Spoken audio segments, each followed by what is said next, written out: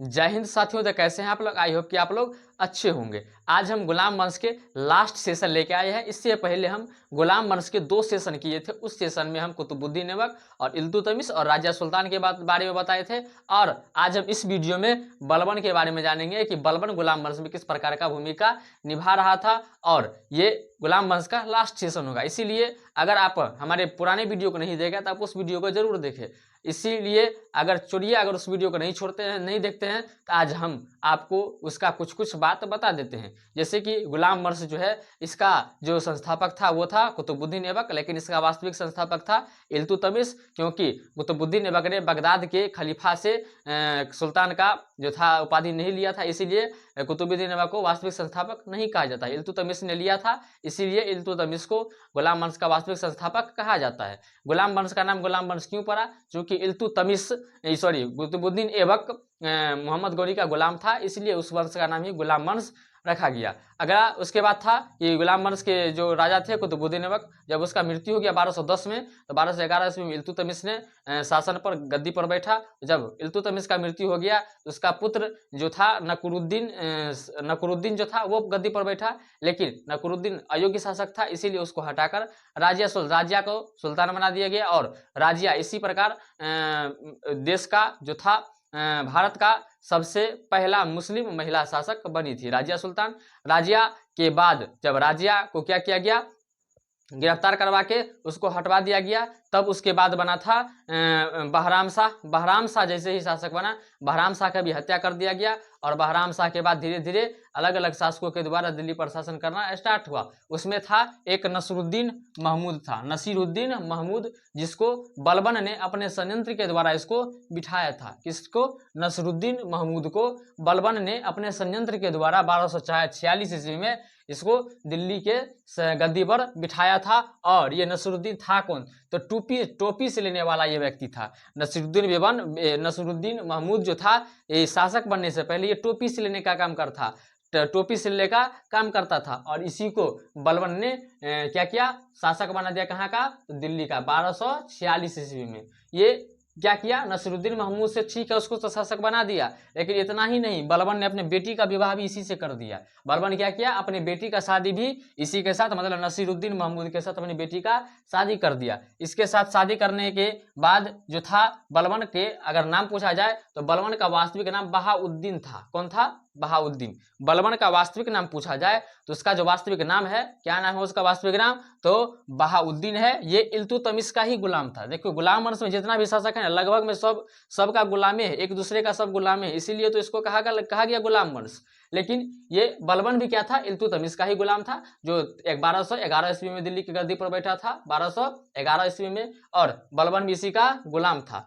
तुर्कान ए चिहलगानी का विनाश बलबन ने ही किया था। ये तुर्कान ए चिहलगानी, अगर प्रश्न में पूछा जाए कि तुर्कान ए चिहलगानी का विनाश किसने किया था, तो बलबन ने किया था। किसने किया था? बलबन। और बलबन का वास्तविक नाम क्या है? बहाउद्दीन। बलबन का वास्तविक नाम बहाउद्दीन। और तुर्कान ए चिहलगानी का विनाश भी किसने किया था? बलबन ने किया था। बलबन जो है दिल्ली की गद्दी पर जो बैठने का काम किया वो हुआ था 1266 ईस्वी में। 1246 में नसीरुद्दीन को बिठाया, और ये खुद 1266 ईस्वी में कहाँ पर? दिल्ली की गद्दी पर बैठ गया। और गयासुद्दीन बलबन के नाम से गद्दी पर बैठा था। देखिए प्रचलित है बलबन नाम से, इसका वास्तविक नाम है बहाउद्दीन। और दिल्ली के गद्दी पर जब बैठा तो उस समय उसका नाम था गयासुद्दीन बलबन था। देखिए 3 नेम हो गया, एक था बलबन से वास्तविक नाम था बहाउद्दीन। और जब दिल्ली के गद्दी पर बैठा 1266 ईस्वी में, दिल्ली के गद्दी पर कब बैठा? तो 1266 ईस्वी में, तो गयासुद्दीन बलबन के नाम से दिल्ली की गद्दी पर बैठ गया। इसने श्रीनगर को बसाने वाला जो राजा था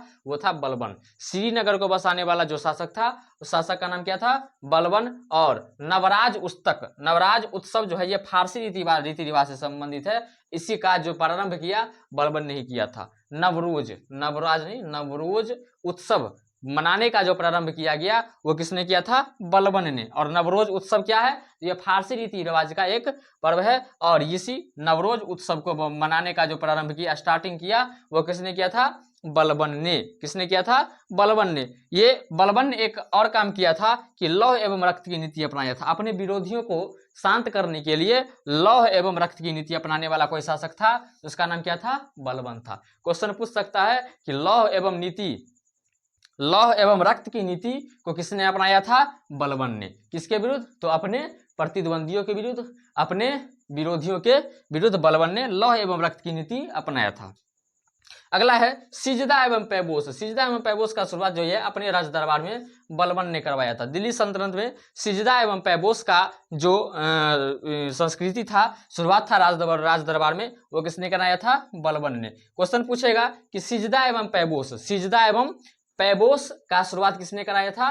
तो बलबन ने कराया था। सिजदा एवं पैबोस का शुरुआत किसने कराया था? बलबन ने कराया था। और नसीरुद्दीन महमूद वही है जिसको बलबन ने 1246 ईस्वी में दिल्ली के गद्दी पर बिठाया था। नसीरुद्दीन महमूद कौन है? जो बलबन के द्वारा ही दिल्ली के गद्दी पर बैठा। कब? 1246 ईस्वी में। और इसी नसीरुद्दीन महमूद ने बलबन को उल्लुग खां का उपाधि दिया था। किसका उपाधि दिया था? उल्लुग खां की उपाधि बलबन को किसने दिया था? नसीरुद्दीन महमूद ने। किसने दिया था?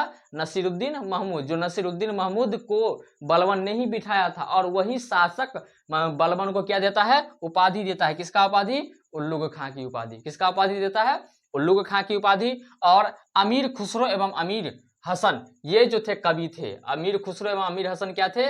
ये दोनों क्या थे? कवि थे। क्या थे? कवि। ये दोनों अमीर खुसरो एवं अमीर हसन जो थे, ये दोनों बलबन के दरबार में रहते थे। कहाँ रहते थे? बलबन के दरबार में। अमीर खुसरो एवं अमीर हसन। पूछा जाए कि अमीर खुसरो एवं अमीर हसन किसके दरबार में रहते थे? तो बलबन के दरबार में रहते थे। किसके यहाँ रहते थे? बलबन के दरबार में। गुलाम वंश का अंतिम शासक समूमुद्दीन कैमूर्स था।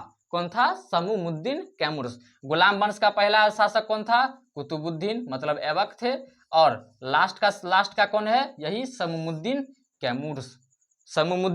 कैमूर्स। इसी के साथ मेरा गुलाम वंश का डायनेस्टी जो था, गुलाम वंश का जितना भी शासक था, इसके बारे में जितना भी महत्वपूर्ण क्वेश्चन था, जितना भी महत्वपूर्ण बात बताने के लिए कहा गया था, उतना बात हम पूरा का पूरा बता चुके हैं। और इसके बाद हम लाएंगे इसके ऊपर खिलजी वंश के ऊपर वीडियो।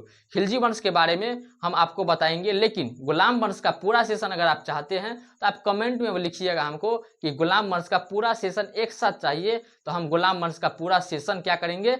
एक साथ हम आपको बना के डाल देंगे, जिससे आपका पूरा रिवाइज हो जाएगा। ये रिवीजन इसलिए भी जरूरी है क्योंकि बिहार में आया है सिपाही भर्ती। इस सिपाही भर्ती में न्यूमेरिकल क्वेश्चन होगा। न्यूमेरिकल क्वेश्चन में जीके जीएस का बहुत बड़ा रोल होता है। तो जीके जीएस को कवर करने के लिए आप हमारे चैनल को जरूर फॉलो कीजिए। और हाँ, आप हमारे चैनल को फॉलो करके और इस वीडियो को और जितना भी भूगोल का, जितना भी इतिहास का चैप्टर हम पढ़ा चुके हैं, उसको देखिए। और देखने के बाद अगर अच्छा लगे तो सब्सक्राइब जरूर करके जाइएगा, क्योंकि सब्सक्राइब करने में तो आपका कुछ जाएगा नहीं। अगर नहीं जाएगा तो कर दीजिए। अगर सब्सक्राइब करने से किसी को अगर मोटिवेशन मिलता है आपके वजह से, तो आपको उसका प्रयोग करना चाहिए। चलिए मिलते हैं किसी अन्य वीडियो में। जब तक के लिए जय हिंद।